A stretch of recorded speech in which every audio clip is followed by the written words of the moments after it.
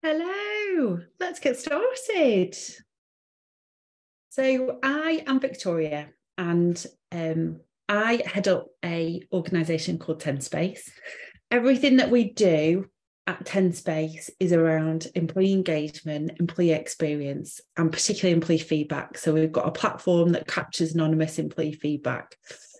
So a lot of the work that I do is around data and insight and making sure that we really understand that employee voice and that we're using that to supercharge engagement in organisations.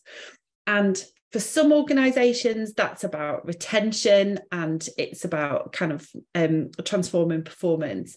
For some organisations, it's really about that kind of next level. How do we supercharge it? How do we kind of fine tune this awesome machine that we've got? So this is the second part of a two-part webinar that we had. Part one, during that session, what we were talking about there was kind of, I gave an overview of our 10 space engagement model and some of the work that we do when we're exploring engagement in general. And I'll come back onto that. We'll just do a quick recap of that because I think it's relevant for some of the rest of the session as well. But we also, we then kind of talked about that next level employee engagement being around employee experience and digging into the detail of those, what we call employee journeys. So, in 10 Space, what we do is we explore employee journeys. So we can see an employee, for example, will go on a recruitment journey with you. They'll go on an onboarding journey with you.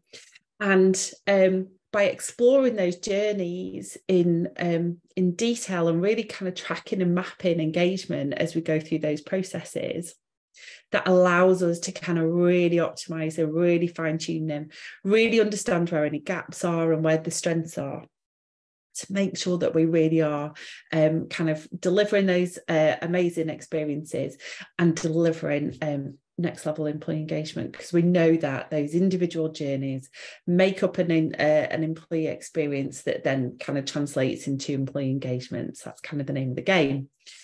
So we talked about that in session one. If you've missed that and you'd like any of the content, please give us a shout and we'll make sure that we can give that to you. But this session, we're going to be talking about EVP and making sure that you are making the most of it when you have, if you've got a kind of fantastic engagement, making sure that you are making the most of it to one, kind of keep that momentum going and build additional engagement, to make sure that you're kind of really gaining the benefits out of it. And then we're going to be talking about the future of work. So some things that, when it comes to thinking about next level engagement, what's coming down the line, what do we need to know and what do we need to plan for, so that that competitive advantage that we've created ourselves when it comes to employee engagement, that we can maintain that as the future of work kind of transforms and, we can continue to stay ahead. So I talked about that engagement model then. And let's just do a recap of this. So in 10 Space, we have an employee engagement model, and this tends to be the areas that we will explore engagement through surveys. So we'll explore areas around connection. So connection is about kind of vision, mission, values, goals, things like communication. Employee voice sits in here. It's about, are your employees aligned to the future of your organisation? And, are they kind of hooked in? Leadership then is about your relationships with your leaders and, whether you find your leaders supportive and inspiring, and whether you have kind of high trust relationships with your leaders. Well-being is about feeling safe, secure and supported in the workplace, so kind of both physically and psychologically. So diversity and inclusion or sitting under well-being, for example. And we might ask questions about kind of, do you feel well looked after in the workplace, and does this feel like an employee first organisation, for example? And then fulfillment. So fulfillment's about having kind of a fulfilling role. So, you know, have you got the career development that you like? Are you able to have a work-life balance? Are you well recognised and rewarded? And you know, do you feel proud of the work that you do? So the work that we do at TenSpace, when we do kind of general employee engagement, is really kind of making sure that we understand what is happening in the organisation in all of these different areas. So then let's think about that kind of next level employee engagement then. Where can we kind of go next? So we've got maybe our employee engagement in the bag. We've got some fantastic employee experiences. So really that next level then for us is about making the most of all that incredible work that we've done. So kind of the first thing that kind of comes to mind there is around EVP.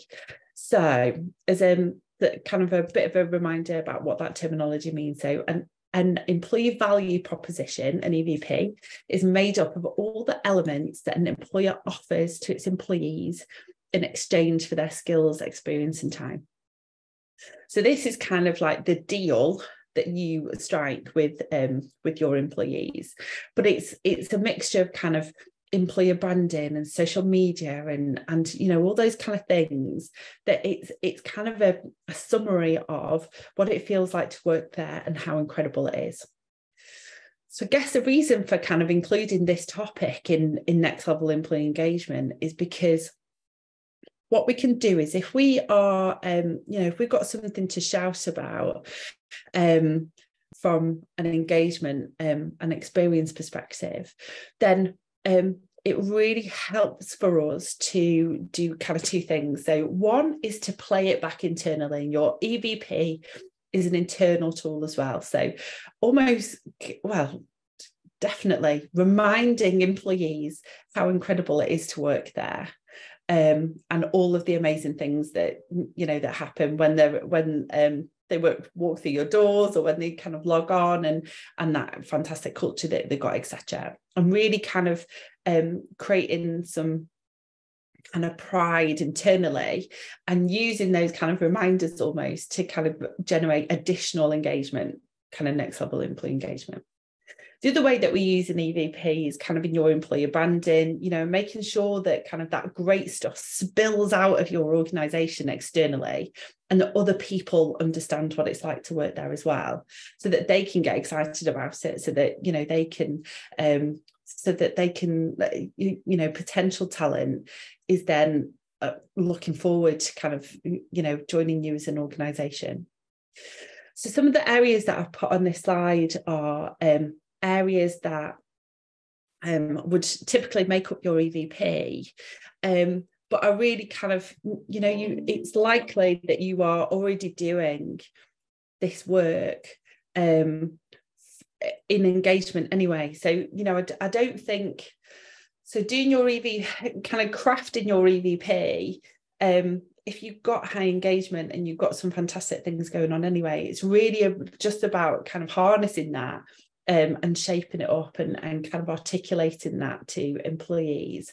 But also it can work the other way around. So, you know, actually we need this in our EVP when it's highlighted a gap, and then that can kind of lead to higher engagement as well. So that's why kind of this topic is kind of really important, really. So you know, things that might be in your EVP are around an engaging and positive, supportive employee experience. Might be about having that kind of healthy and engaging work culture. Might be about inspiring leaders and managers. Might be about salary and compensation and benefits. Might be about career growth and development opportunities. Might be about work-life balance and flexibility, recognition and rewards, diversity, equity, inclusion, and a sense of belonging, and communication and ways of working. So like I say, I think, you know, hopefully you can kind of see how that employee engagement model and the work that we tend to do really kind of interlinks with your EVP. So kind of the same thing, really. It's just a kind of a different way of using it. I'm going to come on to point kind of number 5 around the career growth and development opportunities again in a little bit more detail, because I think that one's kind of worth calling out. But what we've got here, next slide is around kind of an EVP checklist. So this is some questions that we would typically take people through and kind of prompt them to ask when it comes to kind of shaping up your EVP. So this is almost a checklist of, if you're kind of ticking the boxes in all of these areas, this is likely that, you are, you've got something. I guess we kind of want to make sure that you are shouting about all these things. So if you're kind of ticking boxes in these areas, these are the things that you need to be going and shouting about, I guess. We actually have an EVP checklist that you can download. It's this and some more information. If you kind of want to do almost like an audit of your EVP and you're looking for a framework to kind of review that over, then we'll share the link and you can kind of access that checklist, or just get in touch with one on the team. We'll be happy to share it for you. So let's have a think about some of these things that we might want to review then. So again, kind of tick. If you have got some great things to shout about in this area, make sure that you are shouting about it in this area, and make sure that you are kind of really harnessing the benefits of having done the work in this area. So things around connection. Are your teams clear on your vision, mission, value and goals? Are your values authentic and well loved? Do your employees have a clear voice and a way for them to share feedback and ideas? Do your employees feel well formed and up to date? In leadership, do your leaders have great relationships with do your teams have great relationships with their leaders? Do your leaders support your team both personally and professionally? Do they bring out the best in their teams and individuals? Do they build engagement and loyalty in their teams? Fulfillment. Is work-life balance and blend supported in your organisation? Is reward and recognition fair and aligned to contribution? Can employees build a long-term career in your organisation? Do employees feel proud to work for your organisation? And then when it comes to well-being, so do employees feel like they can be their true selves at work? Are you an employee first or an employee-led organisation? Do employees feel safe and secure in the workplace? And do employees feel psychologically safe in the workplace? So again, like I say, if you are kind of sat there ticking, you're thinking, actually, I'm just not making the most of this fantastic thing that we've got, go do that kind of piece of work on EVP and look at how you are kind of playing back all that amazing stuff that you are doing internally and how you are using that to kind of spill out externally into your external brand, and using that overall to kind of generate additional employee engagement. So I said that I'd kind of pause on career development and personal development just for a minute. Again, there's a couple of questions to kind of think about on this slide. That's kind of what we do. The reason why I've called this out as a topic in particular when it comes to next level employee engagement is because this is the most common area that we find that employees are asking for something additional. And they're kind of saying, I need some more help here, or I'm unclear here, or, I'm there's nothing in place. I feel like I'm drifting, etc. So I think I just wanted to kind of, when we're talking about next level employee engagement and some of the areas where we can really kind of elevate ourselves, if you haven't got this kind of career and personal development down, we know that this is an area that employees, are kind of really craving for. So it kind of pays to put some focus in this area, I think, because again, when it comes to kind of competitive advantage, if you are kind of nailing it in this area, that means that you are likely to be ahead of some of your competitors. So again, I've just put some kind of questions up here, some of the things that might just want to kind of almost like inspire you, maybe just some things to kind of think about around, am I doing enough in this area? Are employees kind of really satisfied with the work that we've done in this area? So, do you have clear career paths in place? Do you have a way for high performing employees to excel in your business? Do you have compelling stories that you can share about career successes? Are career successes diverse and inclusive? Do you invest time and energy and leadership into career and personal development? Are employees clear on how they are investing in, how you are investing in them personally and professionally? Do people leave your organisation in a better place than they left? Often, there's work that's been done in this area that employees don't know about or haven't kind of ticked the box around, oh, that intervention was a piece of kind of career and personal development. So sometimes it's just about connecting the dots in this area, but other times it is about that kind of investment and that explicit time or money spent in this area to really make sure that, for those individuals who do want career and personal development, they know where to find it. And it's a massive part of our kind of fulfillment area when it comes to employee engagement. So have a think about kind of career and personal development when it comes to next level employee engagement. So I'm really kind of geeky about the future of work. I do quite a lot of reading in this area, and I'd just love to kind of share some of the things that we can kind of see coming down the line.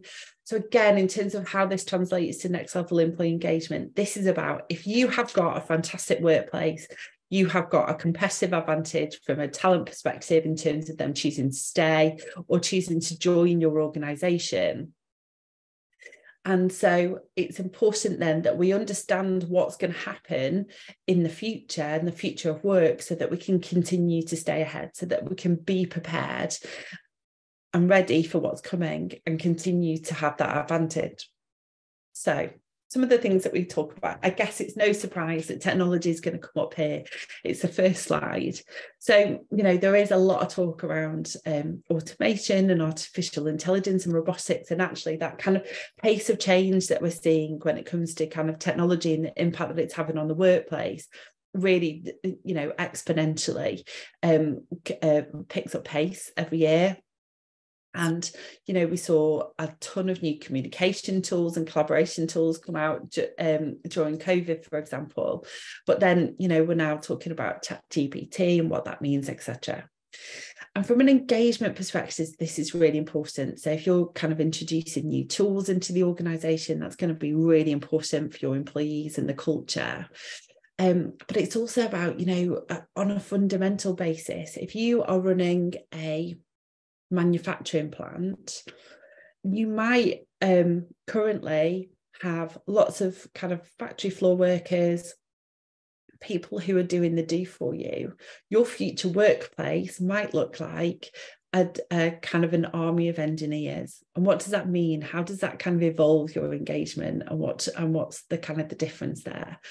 So, the technology paces of change are really interesting, but are picking up pace, and it really does kind of pay to be on top of them. So flexibility then. So that kind of, we know that there's lots more chat around flexibility. We also know that Gen Z, which are the next generation of employees that are coming into the workplace, that they are, some of them are kind of consider flexibility in the workplace to be a non-negotiable, and they will just go elsewhere. So we know that this is going to be increasingly important for the future of work.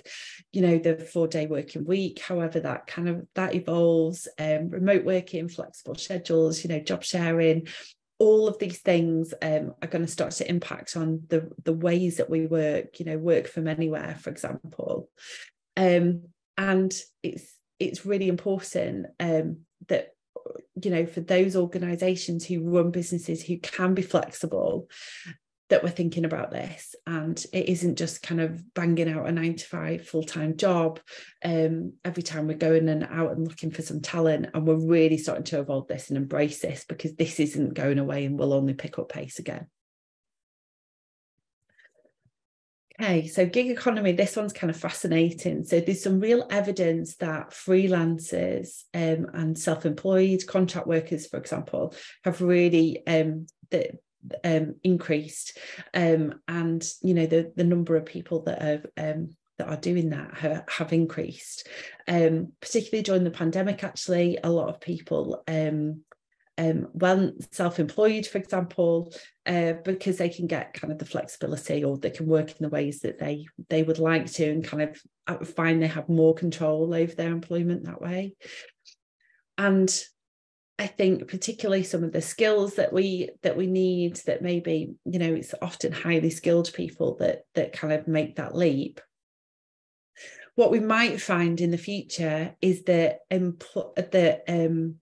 workplaces aren't just made up of employees, and that actually we see it's much more common to have a real blend of the type of people that are in our organisation, the type of kind of contracts that we have. So it could be a contractor sat next to a freelancer, sat next to, you know, a kind of a long-term fixed-term contract, sat next to a temp worker, sat next to 10 employees. And the challenge that brings in terms of engagement are, if all of those different types of people are working, and they've got all those types of kind of different working contracts in place, and, you know, what are the different levers that you need to pull in order to kind of engage all those different types of people? And how does that, how do you kind of continue to galvanize all those different types of workers around that single point of contact, so that we can make sure that we're kind of getting the best out of those people? So yeah, really, really interesting one. Diversity. So this is kind of a topic that we know has been kind of increasingly talked about. The learning is kind of picking up pace in this area, and it is increasingly important that we are creating diverse, inclusion and inclusive workplaces, and that we're really generating that kind of sense of belonging in our organisations. Again, this is something that's really important to Gen Z. It's kind of hardwired into their value set, kind of diversity.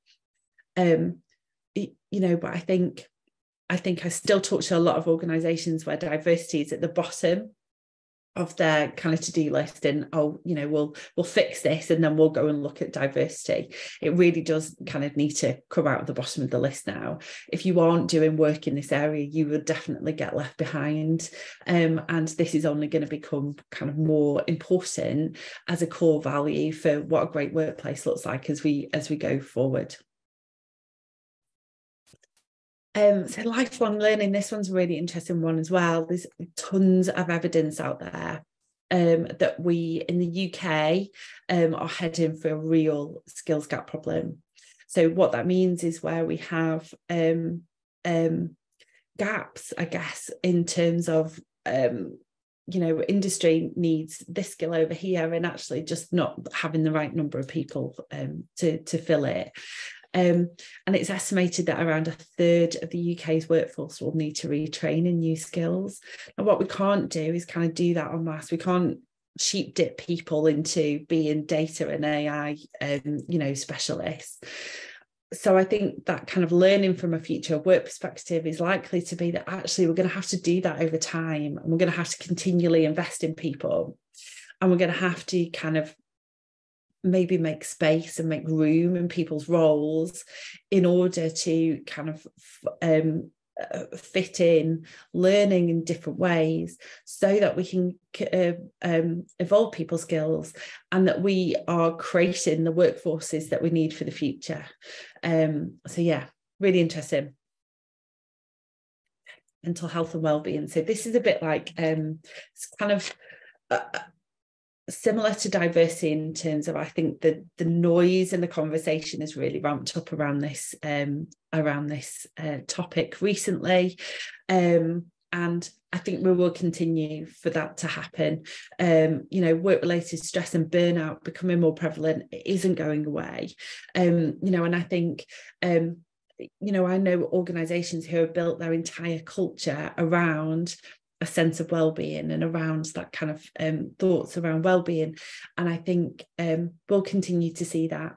And I think organisations who aren't very obviously caring for their employees, both their physical and mental health, will again get left behind. And those organisations who have invested in this area and really kind of built it into their almost like the fabric of the organisation, will start to win in terms of the kind of the culture and engagement. So kind of really want to think about.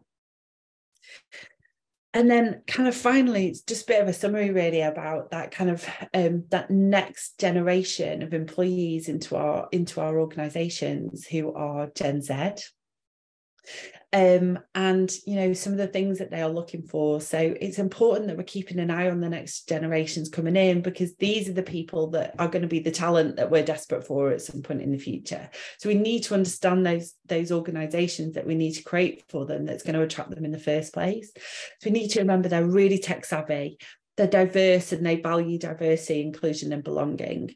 They have a high entrepreneurial spirit and they really value independence and autonomy. They really value work-life balance and flexibility is absolutely key to them.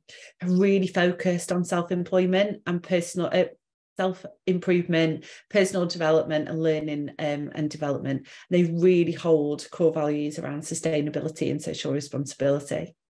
So it could be that actually, there's really some kind of areas of culture and engagement that we really kind of need to turn up the volume on in order to really appeal to the next generation of employees.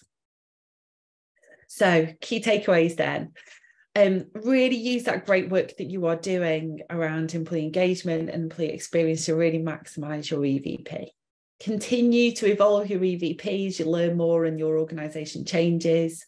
Prepare for the future of work today so that you don't get left behind. You're continuing to build that competitive advantage and really get to know Gen Z and what they need, and make sure that that's kind of you understand what will attract your next generation of talent into your organisation. Okay, so please do keep in touch. We'll make sure that everybody after this has got the materials. We've got a guide on this if you'd like to download the guide. You can find our website at tenspace.co.uk. That's my email address there. And also check us out on HR Directors Cup podcast, which is delighted to see is rising up the charts on a regular basis. So thank you very much for coming, and please do get in touch with the team if you think that there is anything that we can do to support you in any of these areas and kind of capturing that data and insight that you need to really be exceptional in this area. Thanks.